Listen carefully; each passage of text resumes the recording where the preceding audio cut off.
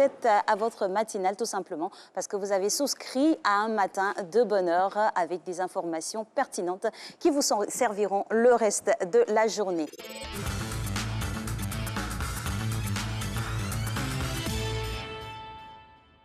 Bonjour Matin Bonheur, merci pour l'opportunité. Je suis Engendry. Moi, quand je me réveille, je vais d'abord rencontrer Dieu dans la prière. Après, je vais prendre mon bain. Ensuite, je viens lire la Bible, je médite. Et quand je finis de méditer, je mange, je prends mon petit déjeuner. Pendant que je suis les informations, je zappe ici et là pour voir un peu ce qui se passe dans le monde. Mais après, je passe beaucoup plus de temps sur Matin Bonheur. J'aime bien les thématiques développées. Voilà, et tous ces rituels se terminent, je la monte autour de 8 heures. Et après, bon, je fais travailler. Voilà un peu comment se passent mes matinées. Merci. Merci aussi à toi, cher ami Rituel Matinal, que vous avez dans nos appels WhatsApp. Vous pouvez comme ça nous faire parvenir vos différentes vidéos et puis on aura l'attitude de les passer pour savoir ce que vous faites chaque matin au réveil.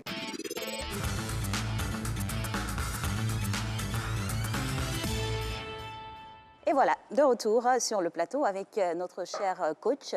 Bienvenue, bonjour. Bonjour Alice, bonjour Angeval. Bonjour, monsieur Yannick Otto. Alix l'a dit à l'instant, gestion du temps et efficacité personnelle. Il y aura des axes, bien sûr, à définir, hein, des définitions diverses aussi à avoir, la différence entre l'urgent et l'importance, matrice, et puis des méthodes pour nous permettre de bien gérer notre temps. Alors, pour commencer, déjà, pourquoi est-il si important de bien gérer son temps?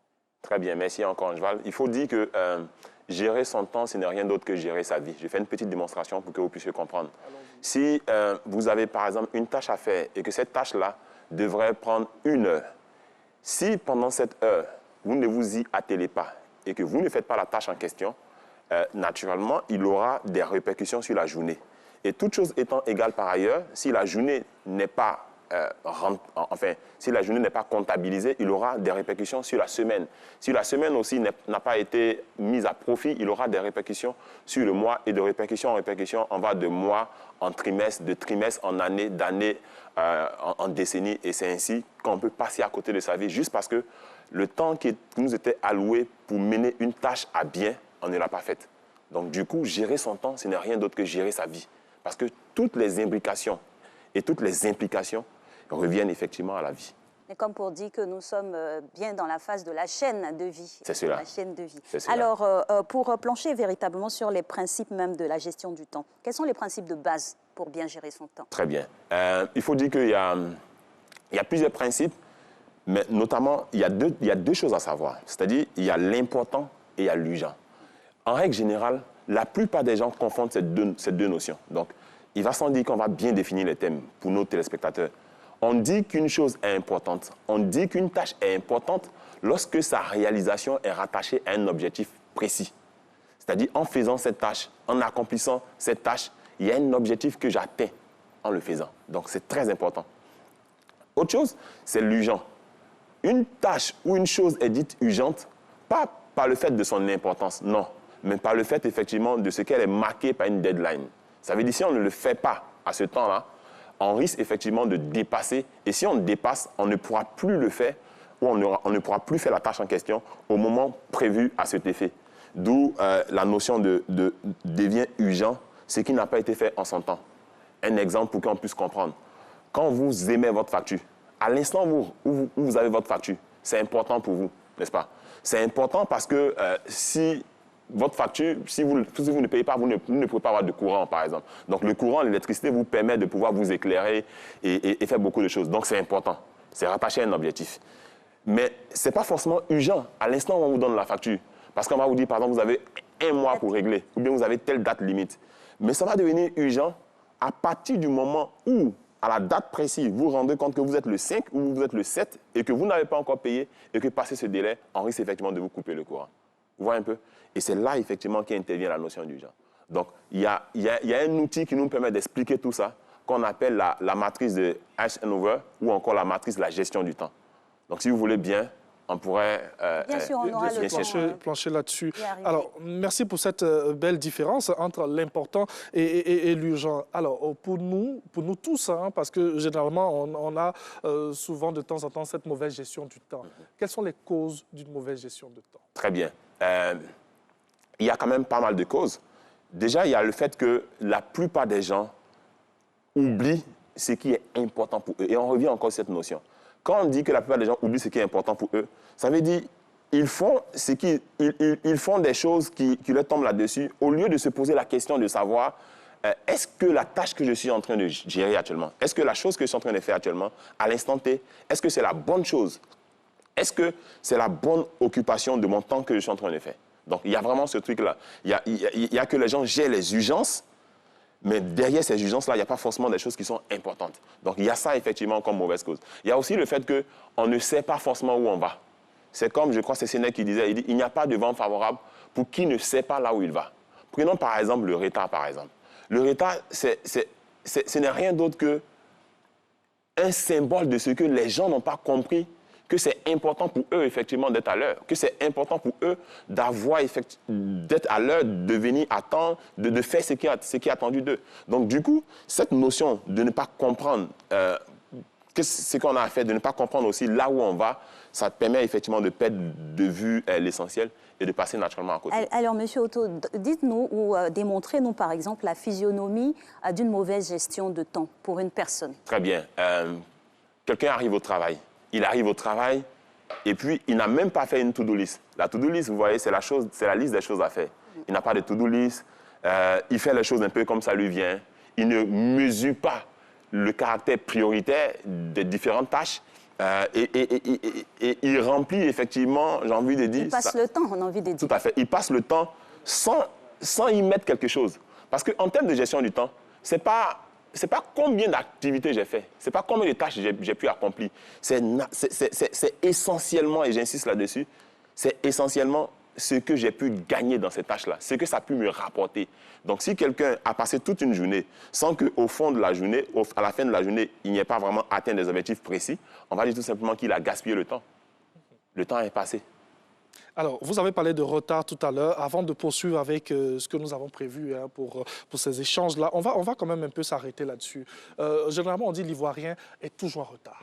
L'Ivoirien n'arrive pas à gérer son temps, il est toujours en retard, et tout, que ce soit dans nos cérémonies, que ce soit au travail, que ce soit partout, et on le constate. Alors, quel est l'impact de ce retard-là sur la vie même de la société? Mais bien sûr, il y a un gros impact parce que après, qui parle de retard, parle de négligence, parle de manque d'efficacité, parle de manque de productivité, parle de manque de performance et tout en découle au fait. Donc du coup, encore une fois, l'individu ici doit comprendre, ou encore les gens devraient comprendre que ce que vous êtes, n'est-ce pas, donne une indication de ce que vous pouvez apporter. Si moi, je donne un exemple beaucoup plus simple. La prise d'antenne ici, c'est à 7 heures que je dois passer. Mais si je m'emmène ici, j'ai envie de dire à 7h00, ou bien même si j'emmène ici à 6h45, vous voyez un peu, ça ne fait pas vraiment sérieux. On peut me dire, mais vous n'allez pas penser ou croire que c'est un consultant qui mérite d'être invité et toutes ces choses-là. Donc, il y a vraiment ce truc-là. La plupart des gens, ils oublient le fait que ça dénote de leur personnalité. Moi, quelqu'un en retard, tout de suite, ça me dit tout simplement que ce n'est pas quelqu'un avec qui je dois faire affaire. Ce n'est pas quelqu'un que je dois prendre au sérieux. Donc, il y a cette notion de sérieux, il y a cette notion, effectivement, de regarder en face, de responsabilité, de se dire que nous venons à l'heure, pas parce qu'on n'a rien à faire à la maison, mais parce qu'on apporte de l'importance à celui qui est en face de nous et puis à l'activité, effectivement, pour laquelle on a été sollicité. Alors, toujours en référence avec le sujet phare, vous nous avez donné ici quelques mots-clés, à savoir efficacité et productivité. Quels sont les points d'ancrage avec le sujet ? Le point d'ancrage, c'est, encore une fois, je disais dans l'entrée de jeu que la matrice, effectivement, de la gestion du temps va nous permettre de comprendre ça. On y va à la matrice. Tout va bien. Donc, du coup, il y a 4 éléments essentiels quand il s'agit effectivement de la matrice de la gestion du temps. Il y a ce qui est important et urgent. Il y a ce qui est important, non urgent. Il y a ce qui est urgent, pas important. Et il y a ce qui n'est pas important et pas urgent. Ça nous fait 4 cases. Si on avait un tableau, ça allait faire 1, 2, 3 et 4. Et dans leur décryptage allons-y déjà avec les choses qui sont moins importantes. Donc le 4. Le 4, comme je le disais, c'est les choses qui sont ni importantes et ni urgentes. Vous vous souvenez, on a défini l'urgent et l'important. On a dit l'important, c'est ce qui est frappé naturellement. L'important, c'est ce qui est rattaché à un objectif. Et l'urgent, c'est ce qui est frappé par un délai. Vous voyez un peu? Donc ici, à la case numéro 4, on dit que les choses ne sont ni importantes, donc pas d'objectif à atteindre, ni urgentes, donc pas de délai. La question, c'est de savoir en fait quoi de cette case. Justement, à cause de son utilité. Mais cette case a éliminé, au fait. Mais il faut qu'on détaille ce qu'il y a dans cette case. Au fond, dans cette case, vous avez tout ce qui est futilité, tout ce qui est ragot. Passer le temps, par exemple, sur les réseaux sociaux, à condition qu'on ne gagne pas effectivement notre vie là-bas, ou encore on ne gagne pas notre argent là-bas, parce qu'il faut bien situer... Donc on n'apprend rien. Naturellement. Il faut bien situer le contexte. On va sur les réseaux sociaux, ce n'est pas interdit, mais on y va pour se divertir, on y va pour apprendre, ou on y va, comme je dis, pour passer le temps. Mais si on n'a pas encore atteint des choses qui sont importantes, ça veut dire que ce n'est pas forcément là-bas qu'on doit passer le temps. Donc, les activités de niveau 4 sont, pour la plupart du temps, à éliminer. Niveau 4. Les activités de niveau 3, ce sont des activités qui sont urgentes, mais qui ne sont pas forcément importantes. Ici, il s'agit des sollicitations. Vous voyez, quand quelqu'un vous sollicite, il vous dit Ange ou encore Alice, j'ai mon anniversaire, ou encore j'ai un baptême, j'ai un mariage et autres. La question, c'est de savoir, est-ce que c'est vraiment important pour vous ou bien est-ce que c'est important pour lui? Si c'est important pour lui et que ce n'est pas forcément important pour vous, il faut également nuancer. Après, on va pas demander aux gens de vivre comme s'ils étaient dans un, comment on dit déjà, dans un terrier, comme s'ils étaient, je veux dire, renfermés. En vase clos. Tout à fait. Mais il faut qu'ils puissent manager cette case-là. Et à ce niveau-là, je pense qu'il y a quelqu'un qui a dit quelque chose de très, très, très, très important. Quand on sait qu'on ne peut pas répondre à toutes les sollicitations, il faut ici déléguer. Il faut apprendre à déléguer. On n'est pas obligé d'aller à tous les anniversaires. On n'est pas obligé d'aller à tous les mariages. On n'est pas obligé d'aller à tous les baptêmes. D'être partout. D'être partout. Mais ce qu'on peut faire à ce niveau-là, on peut marquer notre présence par un SMS, par un appel, par un cadeau, par exemple. Donc la case numéro 3, c'est une case qu'on doit gérer autrement et naturellement déléguer. Du coup, il va nous rester 2 cases en ce qui concerne la gestion du temps. Et ce sont ces 2 cases-là qui, essentiellement, renforcent la productivité et l'efficacité. Donc, on en vient maintenant. Tout à fait. On a la case 1 et la case 2. La case 1, souvenez-vous, on a dit, c'est la case des choses qui sont importantes et urgentes. Si on arrive déjà à ce niveau-là, il va sans dire que la case numéro 2, des choses qui sont importantes, mais pas encore urgentes, n'ont pas été bien managées. Parce que souvenez-vous, je vous l'ai dit, que devient urgent ce qui n'a pas été fait en son temps. Regardez par exemple, je pose souvent la question aux gens à l'occasion de nos formations de savoir à quel moment est-il important pour un individu de penser par exemple retraite. La plupart des gens me disent mais après qu'il soit... C'est à l'heure de la retraite, hélas. Voilà. Après 10 ans, 15 ans, bien 20 ans et autres. La dernière fois, un jour, il y a un ami DRH qui me disait ceci. Il dit qu'à chaque fois que quelqu'un doit partir à la retraite, il y a funérailles. Il y a funérailles parce qu'il n'est pas prêt. Il vient pleurer pour qu'on puisse rajouter ou encore rallonger effectivement le temps. Pourquoi? Parce que la case numéro 2 n'a pas été prise en compte. La case numéro 2, c'est la case des choses qui sont importantes mais qui ne sont pas encore urgentes. Construction des relations, planification, l'avenir, investir, épargner et toutes ces choses-là. L'éducation et toutes ces choses. Donc du coup, quand cette case-là n'est pas prise en compte, elle va avoir forcément des répercussions sur la case numéro 1, et on termine par là, qui est la case des choses qui sont importantes et urgentes. Ici, si on arrive là, déjà, ça veut dire qu'il y a problème. Si on arrive là, ça veut certainement dire, si quelqu'un dans sa vie, que ce soit côté finance, que ce soit côté famille, que ce soit côté social, si tout est devenu important et urgent, ça veut certainement dire qu'il a été rattrapé et dépassé par le temps. Donc, à ce niveau-là, ça va lui causer du stress, ça va lui causer de la tension, ça va lui causer de la pression. Et on n'est pas loin souvent des AVC dans cette case-là. Alors, c'est vrai, vous avez cité 4 aspects très importants. Alors, la plus déterminante parmi ces cases, la plus déterminante pour notre performance. C'est une excellente question. La plupart des gens pensent que la case numéro 1 est la case la plus déterminante. Ce n'est pas vrai. La case numéro 1, bien vrai que ce soit la case des choses qui sont importantes et urgentes, mais au fond, la case la plus déterminante quand on parle de performance, c'est la case numéro 2. Pourquoi? Parce que dans la case numéro 2, on a le temps, effectivement, de préparer l'avenir. Parce que les choses ne sont pas encore urgentes. Donc, on peut construire, on peut bâtir, on peut créer, on peut fabriquer, on peut planifier, on peut penser long terme. Vous voyez, la plupart des gens qui s'en sortent sont des gens qui prennent ce qu'on appelle une perspective de long terme, en fait. Donc, la case numéro 2 est déterminante parce qu'elle nous permet de planifier sur la durée. Or, comme on dit, celui qui planifie bien demain, mais je vais dire demain sera tranquille pour lui.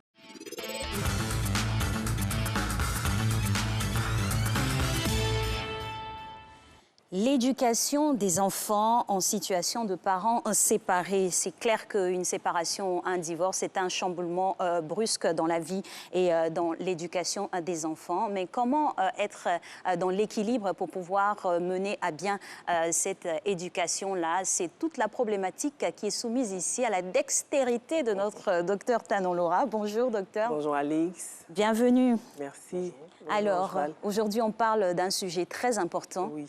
Et à savoir l'éducation quand on se retrouve en coparentalité. Tout à fait. Déjà, qu'est-ce que c'est qu'une séparation de fait? Écoutez, une séparation, c'est le fait de se distancier l'un de l'autre. Donc, quand on est en relation, on est amoureux, on choisit de se rapprocher. Donc, d'avoir une vie commune, d'avoir des activités en commun, d'avoir aussi des biens en commun. Et les enfants font partie des biens communs des personnes qui ont décidé de faire leur vie ensemble. Aujourd'hui, nous allons beaucoup parler d'émotions parce que contrairement aux autres biens matériels et mobiliers, les enfants sont des biens qui, eux, ont des émotions et c'est là que tout se joue parce que les parents aussi ont des émotions. Donc tout va se jouer dans l'appréciation des émotions des parties prenantes et de la bonne gestion de ces émotions-là pour l'équilibre des enfants. Lorsqu'on est ensemble, on forme une famille. On croit qu'il y a différents types de familles. Quels sont ces différents types de familles-là d'abord, avant même qu'on arrive à... Il y a la famille nucléaire, papa, maman et les enfants. Il y a la famille recomposée où chaque conjoint ou un conjoint peut ramener un enfant de premier lit ou plusieurs. Il y a la famille recomposée où chaque conjoint a ses enfants de premier lit et ils ont ensuite des enfants conjoints.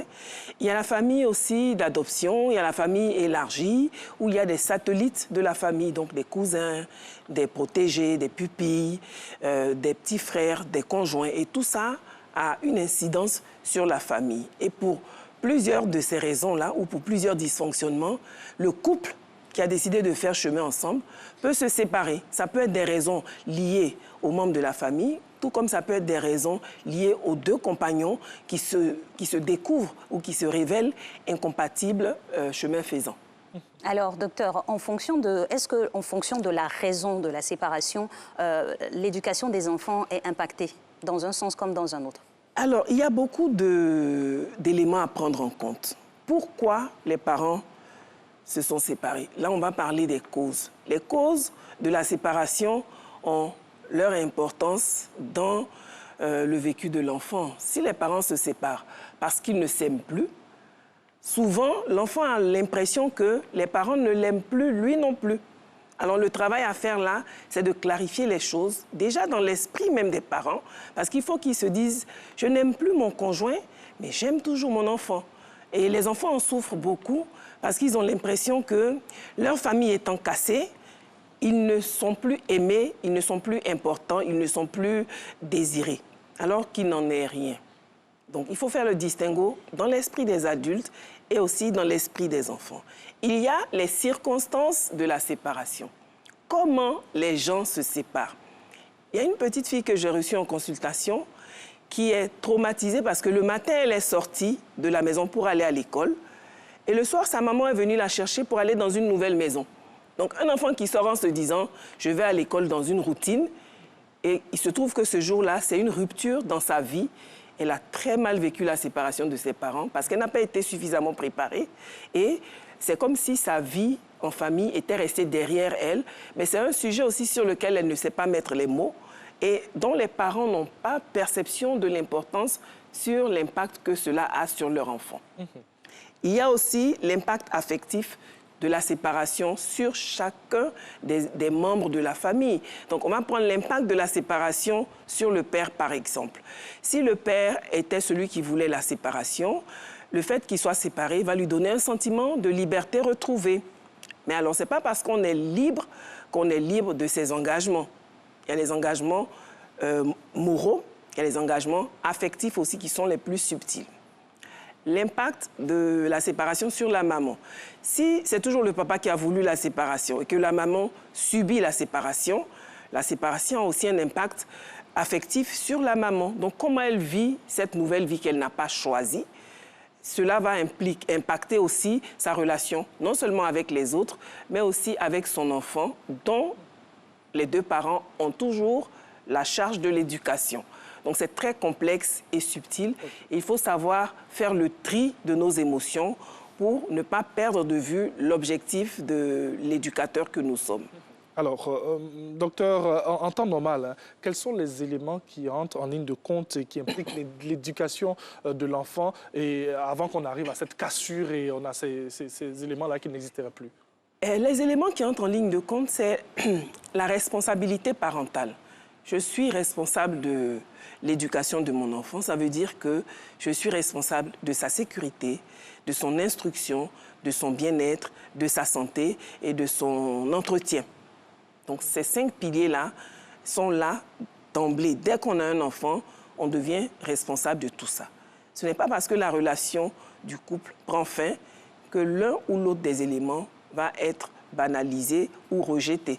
On est toujours dans l'obligation de faire face à nos responsabilités de parents, la responsabilité de s'occuper de la santé, de l'éducation, de l'entretien, de l'affection de l'enfant. Donc tout ça, c'est très complexe parce que quand le parent se sépare de son compagnon ou de sa compagne, la vue ou le raisonnement peut être flouté, peut être perturbé. Du coup, nos perceptions sont biaisées.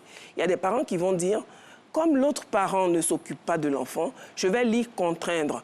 Et en le contraignant, si on le fait surtout au su et au vu de l'enfant, l'enfant peut percevoir ce parent qui revendique comme l'empêcheur de tourner en rond, comme le parent méchant, comme le parent perturbateur, alors que ce parent-là, peut-être, ne fait que crier son ras-le-bol ou son incapacité à faire face tout seul aux charges de l'éducation de l'enfant. Pas seulement aux charges financières, mais aux charges morales et aux charges affectives, parce que c'est très pesant d'éduquer un enfant. Donc, quand on le fait à deux, le poids est partagé, mais la charge mentale de l'éducation d'un enfant est souvent plus difficile à porter seul que l'on le croit.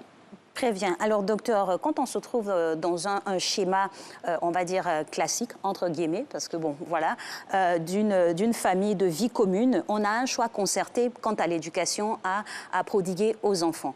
Maintenant, quand on se retrouve dans un schéma de séparation, on a une remise en cause des fois de ce choix qui était à la base concerté. Mais Pourquoi? déjà, même en vie commune, le choix n'est pas toujours concerté. Vous allez voir qu'il y a un consensus. Un consensus auquel on devrait se soumettre. Malheureusement, même en vie de couple, il y a des choix qui ne sont pas concertés, qui sont imposés par l'une ou l'autre des parties. Par exemple, on va parler simplement de l'heure d'aller au lit. Il y a des parents pour lesquels ce n'est pas important d'aller au lit tôt. Et il y a des parents pour lesquels c'est important. Donc, il y a des familles où l'heure du coucher même est un motif de conflit parce qu'ils ne sont pas d'accord là-dessus. Donc, même en étant ensemble, le choix peut ne pas être concerté. Et ça devient encore plus difficile que le choix soit concerté quand nous sommes séparés parce que des 2 parents, il y en a un qui va garder l'enfant. Parfois même, aucun des 2 parents ne garde l'enfant. On enlève l'enfant, on soustrait l'enfant à l'affection de ces 2 parents pour le donner soit à une tante, soit à un grand-parent. Donc ça, c'est un cas encore plus complexe. Mais on va partir dans le cas où l'enfant est chez l'un de ces 2 parents. Sur le plan de la cohabitation, le parent qui n'est pas là, le parent absent, a du mal à percevoir le quotidien de l'enfant. Donc il n'aura pas forcément la bonne appréciation de ce qui est important et de ce qui est urgent, pour reprendre le coach Otto. Donc, il n'aura pas forcément la bonne appréciation de ce qui est important et de ce qui est urgent pour son enfant. Donc, quand, par exemple, on va lui envoyer une facture de scolarité à payer, si la facture n'est pas arrivée assez tôt, parce que le parent qui garde l'enfant pensait pouvoir y faire face et qu'au finish, il est dans l'incapacité, cela peut constituer un obstacle parce que le temps dans lequel on a déposé la facture, on a fait la requête, n'est pas un temps confortable pour le parent absent et qui n'a pas les ressources suffisantes pour faire face. Ça peut générer un conflit et ça peut faire un blocage. Donc l'enfant qui va être mis à la porte de l'école parce que sa scolarité n'a pas été payée, parce qu'en amont, ça n'a pas été bien planifié, il va en souffrir. Non seulement il aura honte, parce que les enfants aussi ressentent de la honte, mais il sera frustré parce qu'il va se demander mais pourquoi, comment, qu'est-ce qui n'a pas marché pour que je me retrouve... Pourquoi ça m'arrive? Pourquoi ça m'arrive alors que j'ai 2 parents qui sont vivants et qui travaillent. Si c'est le cas où l'un des parents ne travaille pas, l'enfant va fantasmer, il va se dire si ma maman travaillait ou si mon papa travaillait, je n'aurais pas eu telle difficulté. Donc, il va se construire avec des briques creuses parce qu'il y a des questions auxquelles il n'aura pas la réponse. Et ces questions-là, il n'osera jamais en tant qu'enfant les poser à ses parents. Donc, il va grandir avec ce questionnement et ça va faire de lui l'adulte qu'il sera plus tard. Alors, docteur, vous parlez de parents présents, parents absents. On va rester un peu sur le même sujet. Est-il nécessaire pour l'enfant de voir l'un de ses parents, même si les parents sont à couteau tiré, on a des problèmes, on ne s'entend pas et tout, et l'enfant est au milieu. Il est nécessaire pour l'enfant de fréquenter forcément les deux? L'idéal, c'est que l'enfant fréquente ses deux parents. Parce que je vous l'ai dit, on va parler beaucoup d'affection, de sentiments. Si vous avez une maison en commun, et que vous décidez de vous séparer, ou si vous avez une voiture en commun et que vous décidez de vous séparer, la voiture ne va pas dire aujourd'hui c'est madame qui m'a conduite ou c'est monsieur et en souffrir. La voiture s'en fiche de qui l'a conduit. Par contre, si c'est un enfant que vous avez en commun, l'enfant va être sensible à qui le garde, qui l'emmène à l'école, qui lui montre des éléments importants, qui lui communique des valeurs, qui lui fait des choses auxquelles il est sensible. Donc, l'idéal, c'est que l'enfant s'abreuve aux deux parents, parce que pour être équilibré, il faut que l'enfant reçoive de l'affection de ses deux parents. Et il est très fréquent qu'en cas de séparation, l'enfant fantasme, l'enfant rêve de voir ses deux parents se remettre ensemble. Plus de 70% des enfants de familles séparées de moins de 12 ans rêvent de revoir leurs parents ensemble. Maintenant, en fonction de la communication qu'on a établie, en fonction de l'écoute qu'on donne aux enfants, ils pourront le verbaliser ou le garder. Mais il faut savoir que la plupart des enfants de parents séparés rêvent de revoir leurs parents ensemble, au point même où certains enfants oublient des scènes de vie. Il y a des parents, des femmes, des couples qui se séparent pour violence, mais l'enfant qui est dans le désir de revoir ses parents ensemble, il efface la violence familiale de son souvenir et il rêve que de voir ses deux parents sourire ensemble. Alors, docteur, on est dans un cas ou un profil de parents séparés qui doit faire face à l'éducation de leurs enfants. Quels sont les sujets qui fâchent et comment les traiter? Alors, les sujets qui fâchent, il y en a beaucoup. Déjà, on a parlé des circonstances et des causes. Donc, les sujets qui fâchent peuvent être liés aux causes de la séparation.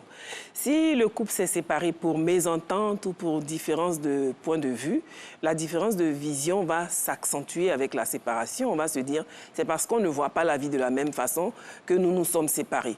Du coup, l'échelle de priorité établie par chacun des parents va être rejetée par l'autre. Si pour le parent A, par exemple, le plus important, c'est de scolariser l'enfant, le parent B peut avoir pour échelle de priorité que le plus important, c'est de nourrir l'enfant. À ce moment-là, les différences vont s'accentuer parce que maintenant, on est libre, on ne vit plus à proximité de l'autre, donc on se croit plus libre et on perd de vue l'objectif qui est le bien-être et la solution la mieux équilibrante pour notre enfant. Donc, il faut toujours garder dans un petit coin de notre tête qu'est-ce qui est important pour l'équilibre de l'enfant. Même si ça me fait mal de laisser mon enfant aller voir son parent absent, il faut que je me dise, est-ce que c'est important pour l'enfant qu'il voie son parent? Et très souvent, la réponse est oui. Maintenant, si l'enfant est dans l'incapacité de voir son parent, ou si le parent, ce qui arrive souvent aussi, est dans l'incapacité de recevoir son enfant. L'incapacité peut être volontaire ou ça peut être aussi une stratégie pour protéger sa nouvelle vie. On voit souvent des parents séparés qui disent « je ne peux pas recevoir l'enfant chez moi parce que je n'ai pas expliqué à mon nouveau compagnon ou à ma nouvelle compagne ». Donc tout ça aussi, ça s'explique et ce qu'il faut, c'est de mettre une mesure d'accompagnement. Si je ne peux pas recevoir l'enfant, il faut que je maintienne un lien avec lui. Ce lien peut être téléphonique, ce lien peut être affectif. À son anniversaire, manifester notre présence, appeler de temps en temps, le rassurer, lui demander comment il va et surtout pas comment vont les études. Parce que l'enfant, la première question qu'on a tendance à lui poser, c'est « à l'école, est-ce que ça va ?» Tous les adultes lui demandent comment ça va à l'école, alors que l'enfant ne rêve que d'une chose, c'est qu'on lui demande comment tu te sens. Et à l'ère des nouvelles technologies, c'est facile, hein, même si on n'est pas présent, oui. Il y a tout ce qu'on connaît. Oui. Voilà. Alors, dites-nous, est-ce que l'enfant qui est aujourd'hui au centre de tout cela, on a envie de voir notre enfant réussir, aller loin? Est-ce qu'un enfant qui a les parents séparés a les mêmes chances de réussite qu'un autre qui a les deux parents? Là, ça dépend de beaucoup de choses. Déjà, oui, ça dépend de la configuration de l'émotion de l'enfant. Il y a des enfants qui se mettent la carapace. Ils se disent, j'ai pas l'amour de mes deux parents, je vais faire avec parce que peut-être qu'en réussissant à l'école, ça va ramener l'amour de mes parents. Donc, c'est une façon d'acheter l'amour et l'attention des parents que l'enfant pense qu'il n'a pas. Il y a des enfants aussi qui se disent, comme je n'ai pas l'amour et l'affection de mes parents, je me laisse aller et ils vont se mettre en échec scolaire et même en échec sociologique. Donc ça dépend vraiment du profil psychologique des enfants et aussi du cadre dans lequel ils évoluent. Si l'enfant sort d'un cadre hostile pour aller dans un autre cadre hostile, ben, il ne va pas se retrouver, il sera déstabilisé. Par contre, si l'enfant sort d'un cadre hostile et qu'il va dans un cadre apaisé, c'est vrai qu'il sera toujours triste, mais il aura plus de chances d'évoluer correctement parce qu'on aura enlevé dans son champ visuel et dans son champ cognitif tous les parasites de frustration, de disputes familiales, de bruit, de cris, de pleurs et de coups parfois. Mais docteur, comment briser cette carapace-là de l'enfant? Mais il ne faut pas briser la carapace. La carapace est faite pour protéger l'enfant. Donc c'est comme si on enlevait un vêtement à un enfant. Pour ne pas qu'il ait froid, on va lui mettre une couverture. Donc si on veut briser la carapace, ça veut dire qu'on va la remplacer par autre chose. Oui. Et autre chose, c'est quoi? C'est justement de combler les besoins affectifs et de cet enfant-là. Parce qu'il devient introverti, il ne parle plus. Il peut se renfermer. Il peut se renfermer. Il peut se renfermer. Il peut parler. Ou extroverti. Il peut parler, oui, et devenir hyperactif ou parler beaucoup, mais de tout sauf de ce qui le dérange. Bien sûr. Donc, quand vous voyez des enfants perturbateurs en classe ou dans la vie, qui rigolent beaucoup, qui n'obéissent pas, qui ne sont pas disciplinés, on dit « Ah, celui-là, il est bandit, il est têtu, il ne respecte pas », mais c'est un signal d'alarme. Merci beaucoup, docteur. C'est sûr que dans une famille, quand on arrive à une séparation, cela complexifie au maximum à l'éducation des enfants. Mais heureusement, on a des leviers pour pouvoir faire face aux problèmes, communiquer, prendre du temps, être vraiment très avenant, de l'amour et bien sûr de la présence. Ce sont les ingrédients qui nous donneront un équilibre pour le bonheur de nos tout-petits. Alors, on a été très heureux d'être en votre compagnie. On espère que ces différents échanges vous serviront immédiatement dans votre vie. Nous, en tout cas, on vous la souhaite magnifique. Portez-vous bien, au revoir.